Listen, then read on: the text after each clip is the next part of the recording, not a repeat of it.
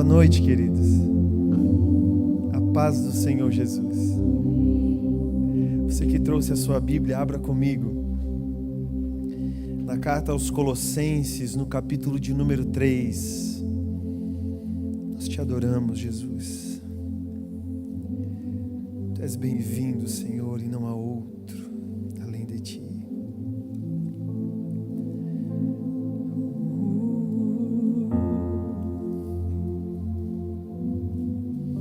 Nós te louvamos, Pai. Não há ninguém maior do que tu neste lugar. Aleluia.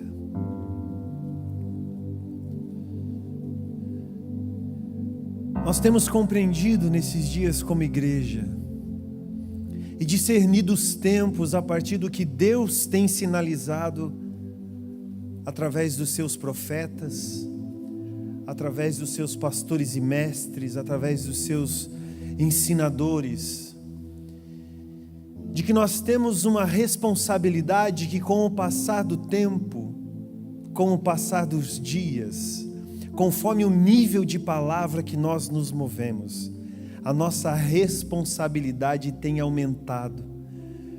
Como que se o nível de pressão sobre nós estivesse subindo, não somente por causa da presença do Senhor, porque a presença do Senhor, sem o discernimento da presença do Senhor, pode talvez não provocar nada em nós.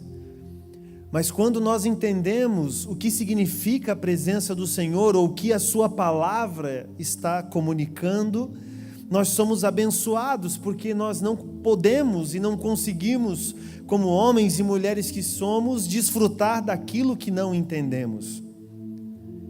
E as coisas de Deus, as coisas que o Senhor tem liberado sobre nós, é um ambiente de conhecimento, é um ambiente de entrega, é um lugar onde nós vamos tendo revelações de Deus e entendendo nós mesmos a partir da ótica do céu. Afinal de contas, quando eu me aproximo do Senhor, quanto mais eu quero me aproximar dEle, mais eu sou despido de mim mesmo. Sendo de que alguns ainda acreditam que são capazes de enganar ao Senhor pelas suas mentiras, pelas suas omissões, pelas suas tramóias, pelo seu maquinar em pensamento em prol de prejudicar outras pessoas, ou pelas suas atitudes que nos bastidores caminham querendo a destruição do próximo. E qual ser humano nunca quis o mal de outro ser humano? A questão é que esses níveis que eu estou falando, eles vão se aprofundando, quanto mais eu vou mergulhando, quanto mais eu vou adentrando, mais também eu vou sendo confrontado. E a questão da luta e da provação precisa em parte ser desconstruída naquilo que nós aprendemos no evangelho fajuto que por muitos anos foi pregado, em que dizia que as minhas lutas eram levantes de Satanás contra a minha vida e meu ministério, e que isso significaria que Deus me daria vitória a partir do momento que eu me posicionasse, e seja qual for a questão, estivesse eu certo ou errado, o Senhor defenderia a minha causa, porque eu estou na casa de Deus e Deus tem a obrigação de me abençoar. Você já ouviu essa oração de madrugada na televisão?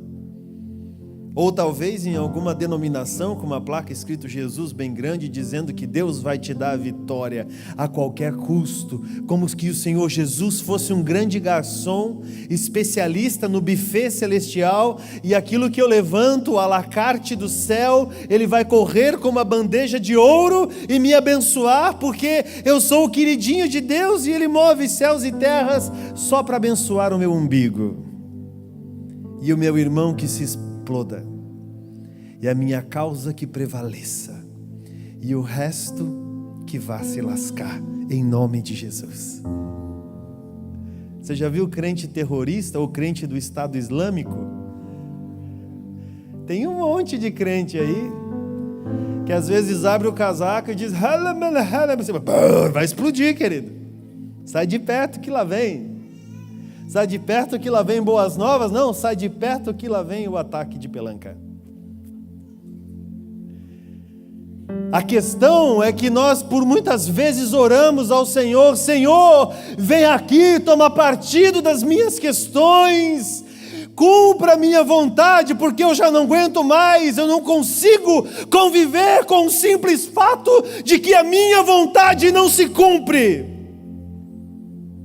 Porque geralmente quando eu bato o pé, faço cara feia e chamo a responsabilidade para mim, a coisa acontece. Por que que nessa situação eu não governo?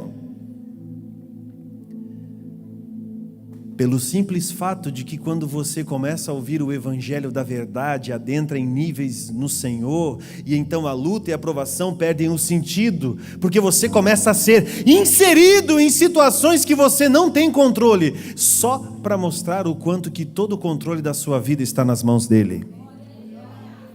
Então não entender é um procedimento saudável de evolução. Pastor, você está dizendo que eu tenho que não entender algumas coisas em Deus? Não, eu estou afirmando que na nossa caminhada as coisas do Senhor são reveladas gradativamente.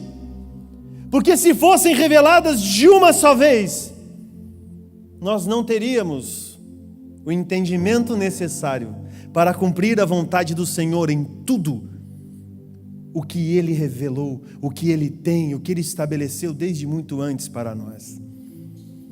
Então, preste atenção: adentrar em níveis mais profundos em Deus não é ter a sua oração poderosa atendida, é entender que você vai passar por uma centrífuga, e essa centrífuga vai extrair de você absolutamente tudo que é abalável, tudo que é palha vai queimar, tudo que é papelzinho, tudo que é mandinga religiosa vai cair por terra para que permaneça somente o inabalável.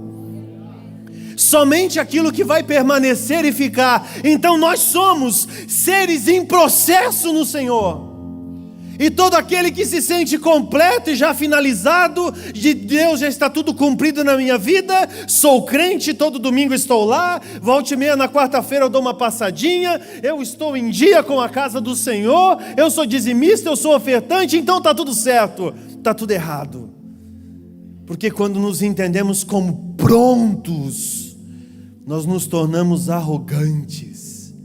Compreender que o Senhor tem os seus processos em nós e nos entendermos em fase de construção, nos eleva a níveis mais profundos e cada vez a intensidade dele aumenta em nós.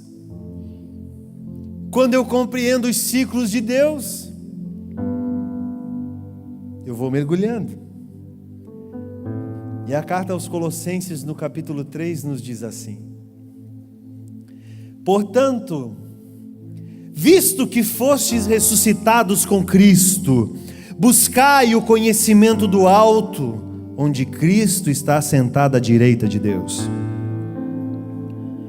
Pensai nos objetivos do alto e não nas coisas terrenas, pois morrestes. Vou repetir: pois morrestes, e a vossa vida está escondida com Cristo em Deus. Quando Cristo, que é a nossa vida, for manifestado, também vos manifestareis com Ele em glória. Então é chegado um tempo futuro. Versículo 5: sendo assim, fazei morrer tudo que pertence à natureza terrena, a saber, a imoralidade sexual, a impureza, a paixão, as vontades más e a ganância, que também é uma forma de idolatria. E por causa dessas práticas malignas, que vem a ira de Deus sobre os que vivem na desobediência, nelas também andastes no passado, quando ainda vivis com estes hábitos, mas agora livrai-vos de tudo isso: raiva, ódio, maldade, difamação, palavras indecentes ao falar. Não mintais uns aos outros, pois já vos despi despistes do velho homem com as suas atitudes, e vos revestistes do novo homem que se renova para o pleno conhecimento, segundo a imagem daquele que o criou. Nessa nova ordem de vida, não há mais diferença entre grego e judeu, circunciso e incircunciso, bárbaro e cita, escravo ou pessoa livre, mas sim Cristo é tudo e habita em todos vós. Assim como o povo escolhido de Deus, santo e amado, revesti-vos de um coração pleno de compaixão, com bondade, humildade, mansidão e paciência. Zelai uns pelos outros e perdoai-vos mutuamente. Caso alguém tenha algum protesto contra o outro, assim o Senhor vos perdoou, assim também procedei. E acima de tudo, no entanto, revesti-vos do amor, que é o elo da perfeição.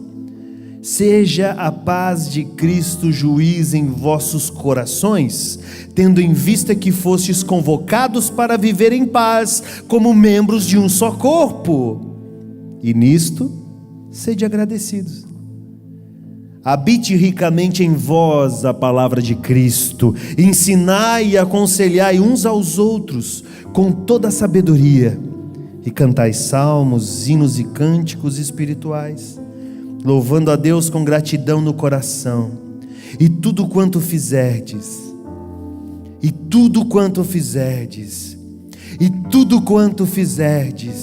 seja por meio de palavras ou ações, fazei em o nome do Senhor Jesus, oferecendo por intermédio dele graças a Deus Pai.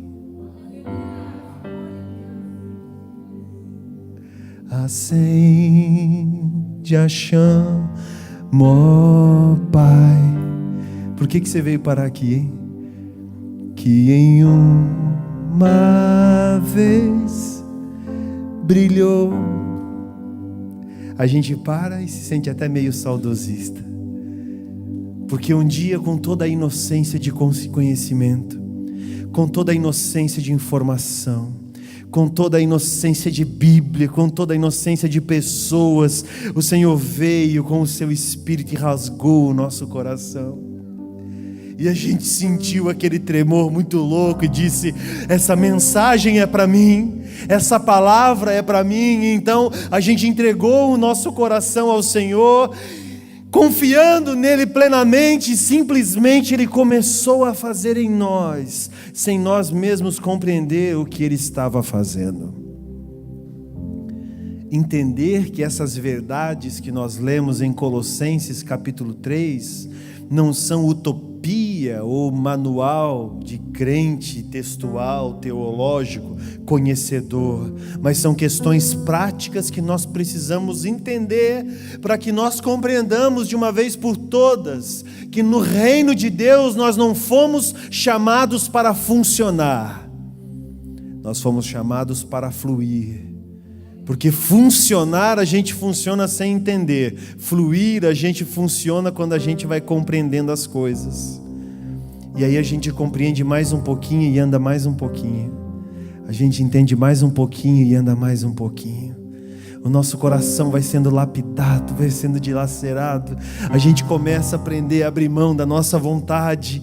E até o não que nos chega a gente entende como um não de Deus. Até aquilo que dá errado a gente entende como um sinalizador, que talvez seja momento de recuar e não de avançar. E quando se levanta uma afronta, talvez isso só esteja acontecendo para denunciar o lugar onde está o meu coração.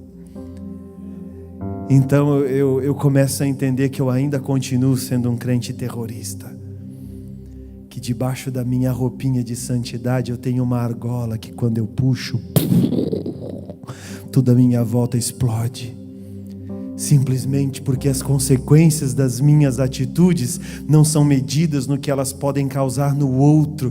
Então isso denuncia claramente de que eu não tenho misericórdia da causa alheia, que eu não consigo colocar o meu coração na miséria do outro. Então, se eu não me preocupo com o outro, eu não tenho nenhum zelo por mim mesmo.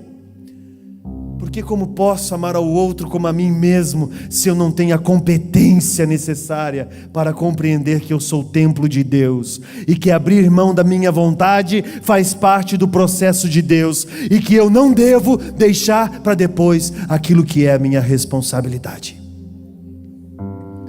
Orar para que Deus faça nos outros é muito fácil. É mover os céus. A gente fica com uma oração até bonita, né? Ó Senhor, Deus poderoso. A gente pensando no fulano, né? Manda um raio, Jesus. Você já orou assim, né? Destrói, meu Deus. Entra com a tua mão. O crente não fala manda um raio. O crente diz: entra com a tua mão poderosa nessa situação, Jesus. Mas no subjetivo a gente está dizendo: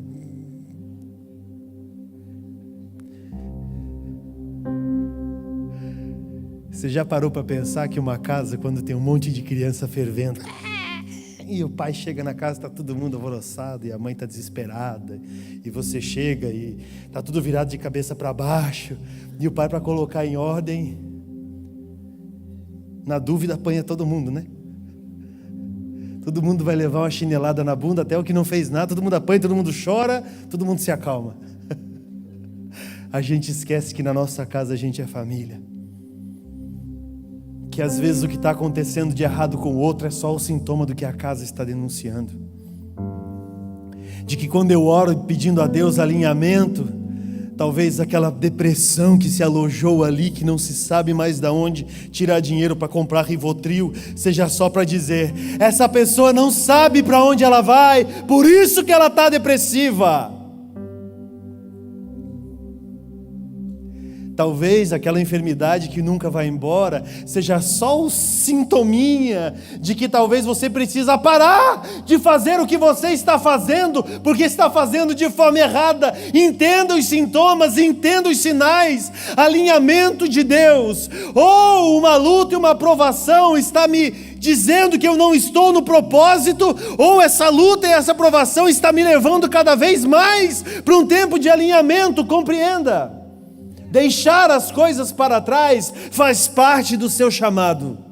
E se você ainda insiste em chorar pelo leite que já derramou, por aquilo que já passou, por aquilo que já foi, me desculpe, as suas orações estão sendo em vão. Porque ainda que coisas sejam restauradas na vida das pessoas, nas famílias, nas casas, em todas as questões e situações, o negócio é o seguinte: já não é mais pelo que ficou no coração de quem ficou para trás. Depende única e exclusivamente de como está o seu coração acerca dessa situação. Viver de passado é a mesma coisa que você acordar todo dia pela manhã, levantar da sua cama, pegar um defunto, colocar nas suas costas, amarrar ele bem apertadinho, para que cada vez que aquela situação venha à tona, você tenha um monte de razão, dizendo: eu falei, está aqui, ó, eu disse que ia dar errado. Aí eclode alguma coisa no pensamento, você diz: não, mas então, esse negócio que está aqui atrás de mim foi culpa do fulano, do ciclano, e ele vai pagar pelo que ele fez. Não é só o ciclano, a ciclana. A ciclana que me espere. Mais cedo ou mais tarde, Deus vai colocar ela na minha frente para nós lavar a roupa suja. E a gente acha que não é terrorista. Ninguém orou pelo raio, tem certeza? Aí a gente carrega aquele peso extra, e só quem está um pouquinho acima do peso sabe o que é isso. Uma escada de alguns andares com um elevador quebrado no apartamento se torna um levante de Satanás na sua vida. Eu que o diga. É comportamento. É Colossenses 3. Ou quer dizer que isso aqui é um ar profético que eu devo discernir? Não, querido, tem que fazer.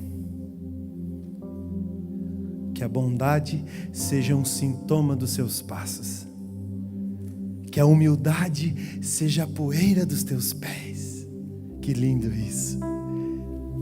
Vamos falar de uma maneira mais direta. Que eu comece a tolerar o próximo, não por quem ele é ou por quem eu quero que ele se torne, mas por quem eu sou. E se eu ainda não consigo fazer isso, é porque eu ainda não me tornei quem eu deveria ser. A boa notícia é que 1 Coríntios capítulo 13 diz que em parte eu conheço, em parte eu profetizo. Ainda que hoje olhemos como um espelho, um metal polido na minha frente, eu olho para ele e não consigo enxergar definição. Eu procuro Cristo nos meus atos, eu procuro Cristo na minha vida e eu simplesmente não encontro. Então aí sim vem a profecia para impulsionar a decisão na leitura dos tempos. Os profetas não foram chamados para profetizar, mas principalmente para dar visão àqueles que não enxergam, seja na sua casa ou seja fora dela. Então você que tem um chamado profético na sua vida, atenção, seus olhos vão guiar muitas pessoas, e se você omite a sua voz sobre o encargo que está sobre a sua vida, muitas pessoas perecerão por causa da sua palavra omissa. Ah, pastor, eu não tenho certeza se eu tenho chamado profético. Todos nós temos os 5 ministérios. A questão é que se você não sabe o que é isso, comece a liberar palavras de cura, de libertação, de bondade, de unidade, de perdão, para quem você não gosta. Que mérito tem aquele que ora por quem se gosta? Que mérito tem aquele que abençoa quem lhe abençoa? Quem dá aquele que lhe dá? Quem empresta quem lhe tem certeza que lhe vai pagar? Eu tenho uma responsabilidade sobre quem eu amo. Eu tenho uma responsabilidade sobre quem eu odeio. Não, mas eu não devia nem odiar. Pois então vamos começar com a lista. Vou puxar um papel e vou fazer as contas de quem são essas pessoas. Quem são os defuntos nas minhas costas de todo dia? Quem são os pesos extras que eu carrego em mim e que não deveriam estar ali, mas eu insisto em carregar isso porque mais fácil é dizer que alguém é culpado, mais fácil é dizer que alguém fez algo que não deveria fazer. E tudo que fizerdes, seja por meio de palavras ou de ações, fazei-o em nome de Jesus, oferecendo por intermédio dele, graças a Deus Pai. Talvez você até funcione na igreja. Talvez os seus cargos que hoje te dão visibilidade, ou os cargos que já te deram visibilidade um dia, ou talvez os cargos que você pretende que um dia virão a te dar visibilidade, ainda cresçam no teu olho, cresçam no teu coração. Agora entenda, as crises de visibilidade geralmente vêm quando a visibilidade acaba, quando o cargo não existe, quando o púlpito já não lhe é mais concedido, quando as pessoas já não lhe dão ouvidos, quando as pessoas já não têm mais nem credibilidade no que você fala, porque já cansaram do teu crente meia boca. Aí eu te pergunto, o que sobra exatamente? Fora o cargo, a visibilidade, a herança familiar, porque a minha avó era, porque meu pai é, porque meu tio foi, porque todo mundo tem uma história maravilhosa na minha família. A grande pergunta é, quem é você? Que nós sejamos ótimos no exercício levítico, nas funções, nos ofícios, nos encargos na igreja. Que instrumentalmente sejamos perfeitos. Que o zelo daquilo que nós realizamos seja a excelência do nosso coração para com o Senhor. Agora, se tirar tudo isso, o que sobra? Sabe qual o momento de maior denúncia na nossa vida, num caminhar com o Senhor?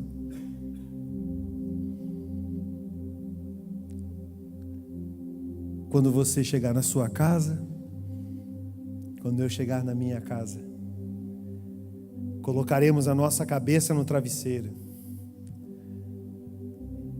E aqueles 5 minutos ali de bobeira que você fica, fora o tempo do Facebook que não conta, diz exatamente aonde estão as suas aflições, aonde estão as inquietudes, aonde estão as ansiedades, E é exatamente no lugar onde você se vê como você é, e não como a rede social conta a sua história numa timeline perfeita e muito bem organizada. Você sabia que uma pessoa que acompanha uma rede social diariamente e dedica mais de 2 horas, mesmo que seja dividida, intercalada nos seus dias, ela tem 76% mais de chance de desenvolver um sintoma depressivo? Porque do que é feita a rede social, se não de extremos de sabedoria ou extremos de desgraça? Extremos de alegria ou extremos de tristeza? E aí acende a chama da alegria na frente de quem talvez não esteja feliz. E o sintoma da comparação começa então a projetar o nosso coração naquilo que não somos, mas que precisamos ser. E aí você já não consegue mais comer um prato de miojo delicioso com ovo frito em cima, sem tirar uma foto.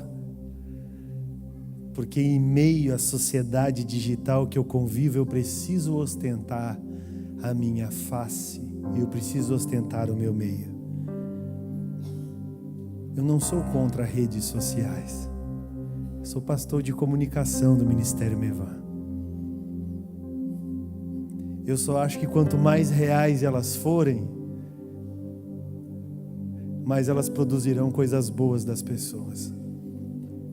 E não extrairão delas pressões acerca do que elas não são, mas precisam contar de forma digital para que as pessoas pensem que elas são.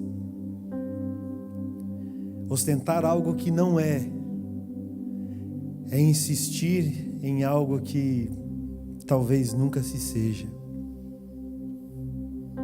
Você já postou o Salmo 23 com alegria no Facebook e depois foi chorar porque está triste, passando por uma séria necessidade? Pare e pense. Talvez as pessoas que você ama estão próximas ao lado de você, querendo te ouvir, querendo te dar tempo, querendo te dar atenção, querendo te dar até uma bronca se necessário.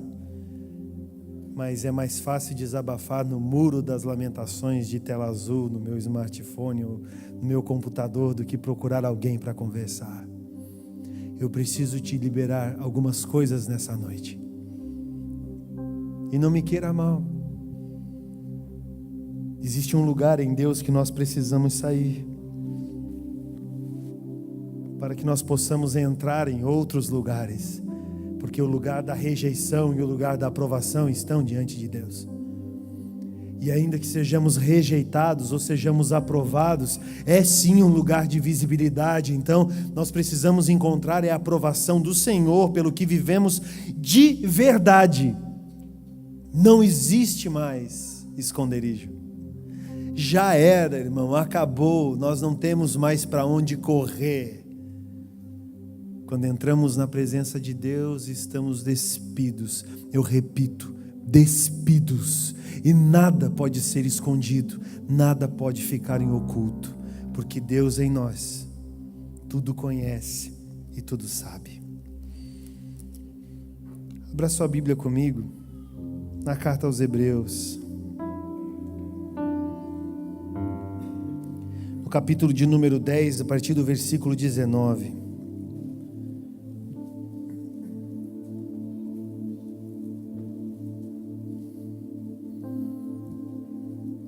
Santo é o teu nome, Senhor.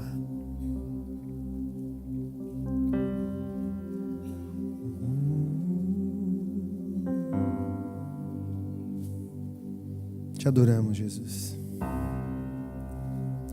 Hebreus 10, 19 diz: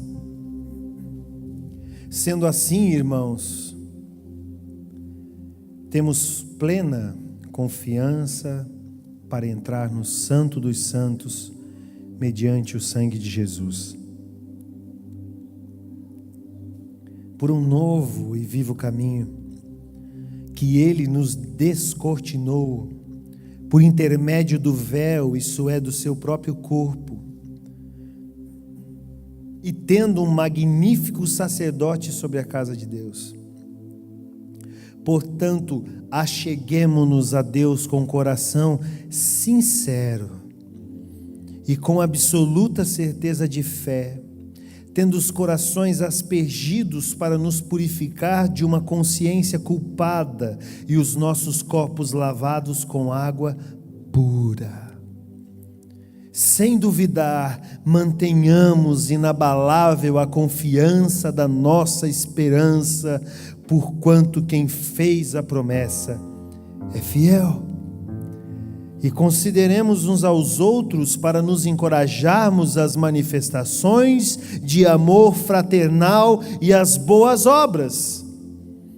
Não abandonemos a tradição de nos reunirmos como igreja, segundo o procedimento de alguns, mas pelo contrário, motivemo-nos uns aos outros, tanto mais quanto vedes que o dia está se aproximando. Amém? É um lugar de confronto, é um lugar de alinhamento, é um lugar de denúncia, é um lugar de se escrachar quem nós somos. Você tem certeza que sabe Deus? Você tem certeza que a ótica de Deus sobre você é a mesma ótica que você tem sobre você? Talvez as nossas questões estão perecendo porque a nossa sinceridade, essa sinceridade citada aqui como parte de um processo de se achegar a Deus, talvez esteja ficando de lado e as nossas práticas estão diferentes daquilo que fazemos. E eu te falo isso com todo o amor, para que você pare de sofrer. Parece um grande trocadilho, porque dizer pare de sofrer aqui no Mevan parece uma heresia, mas não. Queridão, às vezes só se está sofrendo nas ondas e no barco, e Deus não vai deixar o meu barco afundar. Não, Ele não vai deixar o teu barco afundar, mas o negócio é o seguinte, é tempo de olhar para quem está do teu lado e dizer, me joga desse barco, porque eu estou no lugar errado, aonde eu não deveria estar, e eu preciso ir para o lugar certo. Talvez não seja para você estar aí nesse barco cabeção. Talvez esse seja o barco dos outros. Talvez essa seja a vida dos outros, o caminho dos outros. A direção que você insiste em perguntar para os outros a qual tomar. E Deus está dizendo, você quer me conhecer? Você quer me ver? Então ouça o meu coração. Tapamos os ouvidos e não ouvimos o coração do Senhor e vamos pelo que o caminho nos leva. Síndrome de Zeca Pagodinho, deixa a vida me levar. Eu vou seguir assim mesmo, que Deus vai dar vitória. Seja lá o que Deus quiser. Vamos parar com isso. Quando eu era como menino, alguém vinha e segurava na minha mão, e eu segurava e simplesmente ia e não compreendia nada. Agora que nós entendemos algumas coisas em Deus, nós precisamos entender sim para onde estamos indo, tendo a certeza de que a vontade de Deus é o nosso destino. E que tudo que está depositado nele é a melhor parte que nós devemos querer. E que a sua graça deve ser perseguida, não porque eu mereço, não porque eu sou bom, mas porque Ele é bom. E que tudo que há em mim glorifique ao Senhor, não porque eu tenho muita coisa, mas porque apesar de mim, existe uma expectativa do céu sobre quem eu sou. Você foi chamado para tocar algumas pessoas com um dom que habita em você. E não transfira essa responsabilidade para os outros. Homens, sejam sacerdotes do seu lar. Quem mais tem que orar ali é você, cara. Ah, mas esse dom é da minha esposa, pode parar. Aqui, ó, para você. Mulheres, edifiquem as suas casas. Homens e mulheres, vamos equilibrar. Não exploda o mundo à sua volta. Comece a enxergar as coisas com a ótica do céu. Eu preciso enxergar até mesmo as piores situações com a ótica do céu. Porque se eu não fizer isso, eu não entendo nada de reino, eu não entendo de cura, eu não entendo de restauração, eu não entendo nada sobre graça, eu não entendo nada sobre o plano de redenção de Deus. Eu faço a obra com os moradores de rua. Beijou tua mãe essa semana? Meu chamado então é com dependentes químicos. Cadê o teu irmão que você não conversa com ele faz quanto tempo? Porque entraram na briga por causa da cerca, do aniversário da fulana que o ciclano não foi. Meu chamado é para as nações. Cabeção, não sabe nem o nome do teu vizinho. Eu tenho um chamado profético. Queridão, tua família te chama de louco, porque você já nem passa mais em casa para dar um abraço em ninguém, porque Deus está te chamando e te separando. Aqui para você. Ser chamado por Deus é ser inserido num contexto agregador. Talvez o teu WhatsApp nessa noite não tenha que enviar o Salmo 23 para ninguém, querido. Você vai mandar um áudiozinho mesmo, não é só aquela carinha com o biquinho, com o coraçãozinho pro lado, não. Você vai mandar um áudio pro teu parente, aquele lá que você tá de bico com ele, e vai dizer: eu te amo. Estou com saudade de você, me perdoe, porque eu fui arrogante. Ser livre é ser prisioneiro de Cristo, já disse o nosso irmão Lucas aqui. Ser feliz é encontrar a medida de felicidade que independe do outro, mas denuncia o estado em que eu estou, o lugar onde eu me encontro, aonde está o meu coração. Dizer que Cristo vive em mim não é porque eu controlo todos os meus passos. Dizer que Cristo vive em mim é porque eu já não vivo mais e abri mão de quem eu sou, de quem eu fui, para viver uma nova vida. O ciclo de Deus começa a fazer sentido em mim quando eu abro mão de mim para que a vontade de Cristo estabeleça. O que faria Jesus com essa intriga? O que faria Jesus com a falta de perdão? O que faria Jesus com a aversão? O que faria Jesus com a rejeição? O que faria Jesus com o maltrato? O que faria Jesus com quem reprova? O que faria Jesus com o teu chamado? Entenda uma coisa: qualquer coisa que não seja amar, perdoar e cuidar é balela. Então vou virar um banana? Não vou. Eu só vou caminhar como Jesus caminhou. Todo aquele que tocava no seu âmbito humano, na sua vida relacional e faziam fofoca, deixa falar, vou sair pela tangente. Aquele que tocava no seu chamado, que era o caminho da cruz, ele dizia: afastai-vos de mim, Satanás. Porque ele sabia muito bem onde ele precisava chegar. A questão é que nós estamos em crise porque não sabemos aonde nós vamos chegar. O destino de todo aquele que quer seguir a Cristo é tomar a sua cruz e seguir em frente. Não terceirize a sua vida, não terceirize a sua casa, não terceirize o seu casamento. A culpa não é da sua sogra. Do jeitinho dela, ela te ama. Não terceirize o seu chamado, porque o ministério onde eu sirvo já não me reconhece.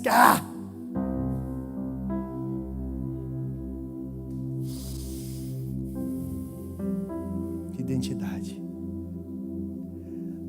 Nós olhamos para o céu e clamamos: Pai. Mas temos uma dificuldade em nos ver como filhos. Então, se eu não consigo me ver como filho, como eu vou tomar conta das coisas do meu pai? Eu ainda me vejo como um servo que bate o cartão gospel. Crachazinho. Depois eu saio final do ano eu quero meu 13º gospel. Eu quero a minha bonificação gospel, que eu entreguei uns panfletinhos esse mês. Filho, preste atenção, é uma grande arapuca ser chamado de filho. Sabe por quê? Quando você trabalha no negócio dos outros, e quem é empresário aqui sabe o que eu estou falando, quem cuida do seu próprio negócio ou vive da sua própria produção, quando você trabalha no negócio dos outros, queridão, deu 5 para as 6, você já começa a arrumar a tua malinha e você vaza. Quando o negócio é teu, é negócio de família, queridão, na hora que a porta fecha, aqui você vai bater caixa, vai arrumar, vai lustrar, vai limpar, vai passar, vai trabalhar, tudo aquilo que não trabalhou o dia inteiro, às vezes, para deixar tudo em dia para o dia seguinte. Então é o seguinte, se nós somos chamados filhos, não quer dizer que eu tenho que virar um ocioso. Isso quer dizer que eu tenho maior responsabilidade do que quem é chamado de servo. Senhor, eu sou um servo teu. Nível raso.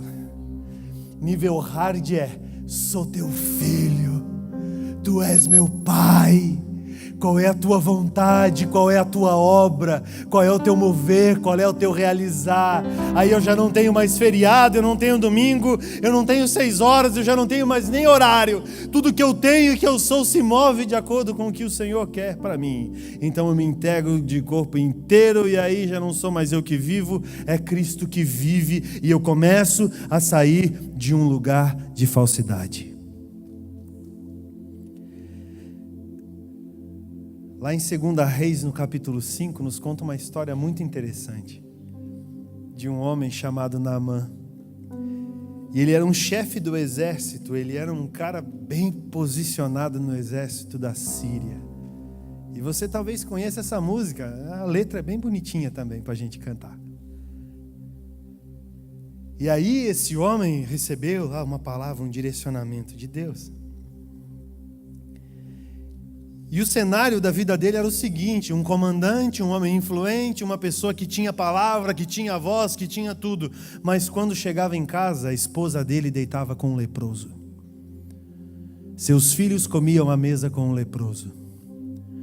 Aqueles que conheciam a sua intimidade sabiam claramente que ele tinha lepra.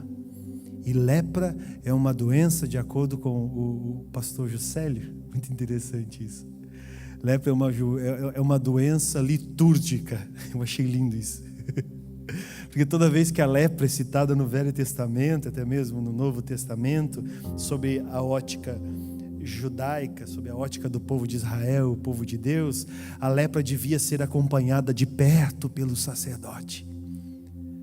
Então a lepra, ela não é só uma questão de pele podre. A lepra, o seu principal sintoma é a falta de sensibilidade.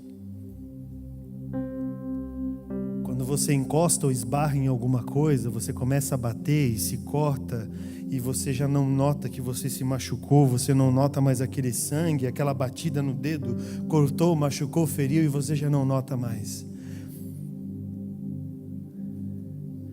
Naamã era um homem leproso.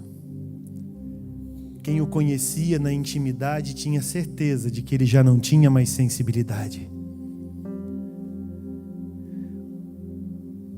Qual o tamanho da sensibilidade que nós temos demonstrado à causa dos outros? Qual o tamanho da sensibilidade que nós temos demonstrado à causa da nossa casa, da nossa família? Qual o tamanho da sensibilidade que tem movido o nosso coração para que a gente seja um pouquinho mais flexível? Naamã já não tinha mais sensibilidade e carecia de cura. Sabe o que acontece quando a cura se apresenta a Naamã? Lá veio então Eliseu e disse, você conhece a história, disse lá para ele se lavar 7 vezes no Rio Jordão, que a carne dele será toda restituída. Ele terá então na sua vida o restabelecimento da sua integridade.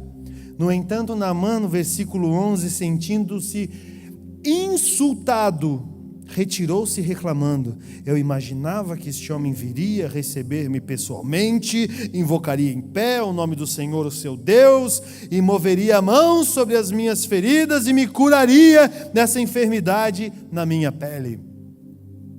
Além de ser insensível, você quer show pirotécnico para a sua cura. Além de ser insensível, a gente quer a cadeira privativa da cura do Senhor e que o próprio Cristo venha e faça alguma coisa na minha frente.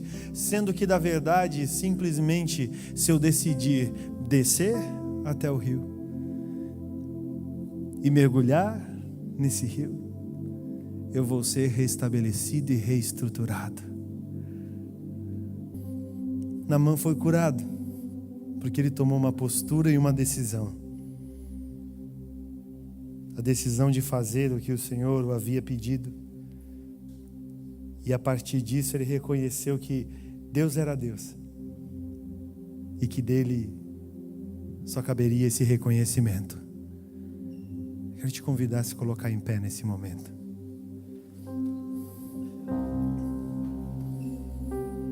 Queridos, existem coisas que a gente foi chamado para fazer e para resolver. Situações que estão ao alcance da nossa mão, situações que estão ao alcance de tudo aquilo que depende de nós. E existem coisas que estão sob a sua responsabilidade, mas você não sabe o que fazer. Eu quero te dizer que esse é um combustível extremamente necessário para o ambiente de entrega ao Senhor da sua vida e do seu caminho. De toda a questão que lhe aflige, entendendo e reconhecendo que a Deus cabe as coisas. A Deus cabem as coisas que cabem a Deus. Então eu não posso fugir dessa responsabilidade de entregar ao Senhor e confiar nele tudo aquilo que me aflige. Porque se eu faço isso é a mesma coisa que eu denunciar que eu não confio nele e que eu não quero que ele resolva as coisas da forma dele. Eu gostaria de fazer uma oração toda especial nessa noite. Por pessoas corajosas que querem entregar as suas vidas e as suas questões ao Senhor. E aqui não interessa, querido, quanto tempo de crente, de convertido você tem, mas interessa a tua ansiedade em ter mais de Deus e viver definitivamente um alinhamento na sua vida e na sua casa.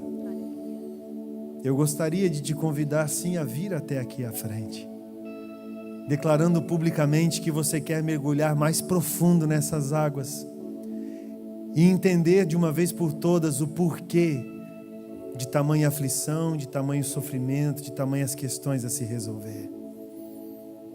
Em nome de Jesus, vem cá. Vamos orar junto? Não vamos sair daqui da mesma maneira que a gente veio.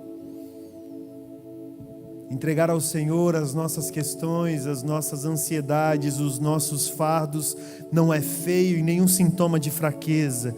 Entregar ao Senhor tudo que temos e tudo que somos é um ambiente de rendição, dizendo: Senhor, cumpre em mim a tua vontade e que a minha sinceridade seja um despertador da minha fé, para que eu possa navegar em águas mais profundas e que, se necessário, eu possa mergulhar mais profundo, sair desse barco, sair desse rumo e tomar outro rumo, porque simplesmente o Senhor está me mostrando e está dizendo para mim, e eu sou um agraciado, porque eu estou ouvindo, estou entendendo, sei muito bem quem sou e sei muito bem para onde vou.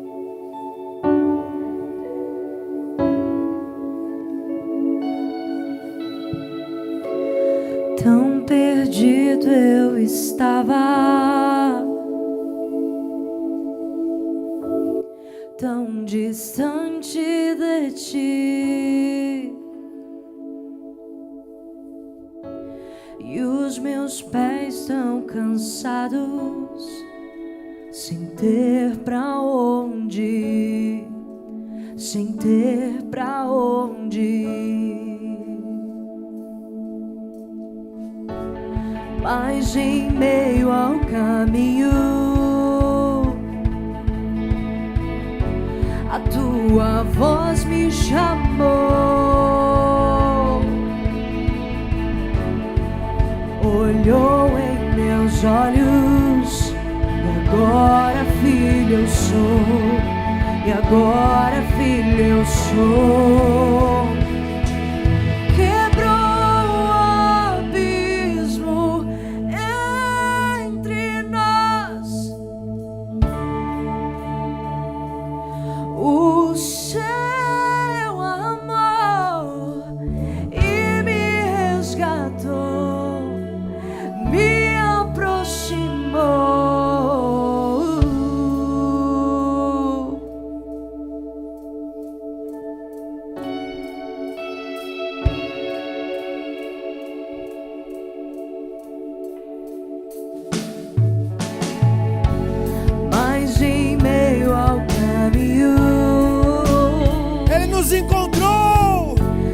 tua voz me chamou.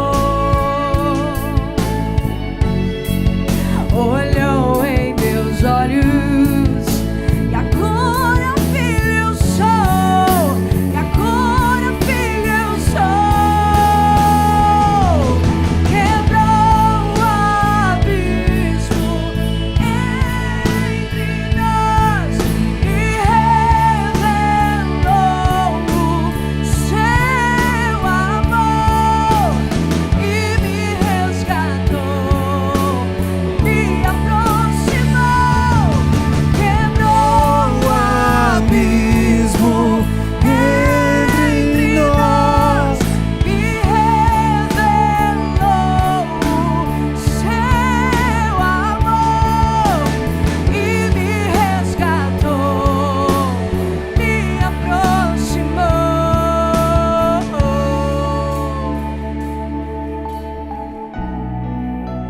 Me aproximou. Senhor, te damos graças, Senhor. Nos aproximamos, Senhor, damos um passo em tua direção, entendendo que algumas coisas cabem a nós, ao nosso posicionamento, ao nosso nível de entrega, ao nosso nível de rendição. Reconhecemos, Pai, que fomos encontrados, que fomos achados, então nos achegamos à palavra, à vida, ao caminho que o Senhor tem para nós, para a nossa vida, para a nossa casa. Nos posicionamos, Senhor, nessa noite, não abriremos mão da nossa responsabilidade, mas tudo aquilo que não sabemos o que fazer, não sabemos como nos posicionar, não sabemos como nos mover, nos direciona, pois queremos ouvir a tua voz, queremos ouvir o teu chamado, queremos ouvir a voz do céu, as sentenças do céu, as sentenças do céu sobre a nossa casa, sobre a nossa família, sobre aquilo que nos cabe, aquilo que leva o nosso nome. Em nome de Jesus, nos dá destino, Senhor. Nos dá destino, Pai. Alinha o nosso coração à tua vontade, que nada em nós fique para depois, que tudo que nós temos renda-se ao Senhor. Nós entregamos a Ti a autoridade, o domínio para sempre em nossa vida, e não queremos mais nada que não venha de Ti, nada que não venha de Ti, nada que não venha de Ti, nada. Olhe para mim, querido. É uma simples decisão que vai mudar a sua vida e a sua história. É um simples posicionamento que vai fazer toda a diferença na sua casa. O Senhor está me falando aqui, eu sinto uma impressão no meu espírito acerca das muitas vozes que nós temos dado ouvido, acerca das muitas vozes que insistem em sentenciar a nossa vida. Nessa noite foi liberado sobre este lugar não um jugo de peso e opressão, mas um jugo do céu, aquele de Cristo, aquele que é suave e que é leve, e que livra de todo peso, de todo pecado e de todo o sentimento de opressão. Sobre esse ambiente foi liberado sobre nós um lugar de entendimento, e talvez algumas coisas que nós não temos entendido nesses dias vão se tornar claras, tão claras como essa palavra, e que Colossenses 3 seja uma verdade, não somente para filosofar, mas para viver. Então que sejamos todos nós desafiados, e que nessa quarta-feira não queramos somente a bênção do culto, mas que hoje possamos entender a quinta-feira que começa daqui a pouquinho, da qual nós precisamos dar uma resposta, da qual nós precisamos ter um posicionamento. Eu quero orar por famílias ainda nessa noite. Fecha os teus olhos. Eu preciso liberar isso em nome de Jesus, a todas as famílias aqui representadas, a todas as desilusões familiares que se estabeleceram no coração dos teus filhos. Em nome de Jesus, eu libero uma palavra de liberdade, uma palavra de arrependimento, uma palavra despertadora de arrependimento, uma palavra despertadora de pacificação, e que toda a confusão estabelecida nas mesas, toda a confusão estabelecida nos lares, nas questões familiares sejam desfeitas, em nome de Jesus. Que as famílias sejam alicerçadas para a honra e glória do nosso Deus. Queridos, creiam, nós podemos fazer diferente, em nome de Jesus. Nós podemos fazer diferente. Você é muito mais forte do que você imagina, e nenhuma carga, nenhuma pressão, uma situação será liberada sobre a sua casa que você não possa suportar. E se você está aqui hoje, talvez como uma última opção, saiba que você está no lugar certo. Todas as coisas se moverão para que você tenha um entendimento, pois escamas dos teus olhos caíram nessa noite, de forma sobrenatural, para que você possa caminhar olhando um pouco mais longe, no caminho que o Senhor tem para você e tem para sua casa.